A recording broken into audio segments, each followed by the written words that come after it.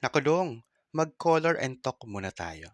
Our topic for today is learning about multiple dry layers technique sa ating acrylic pen.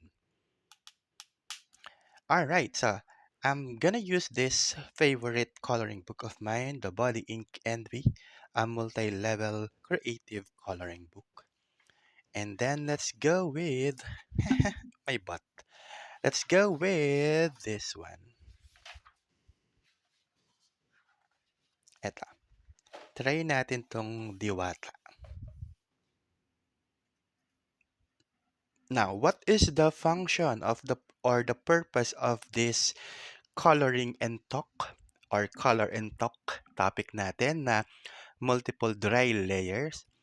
This will help us increase opacity ng ating mga dinodrawing or kinocolor, fix mistakes.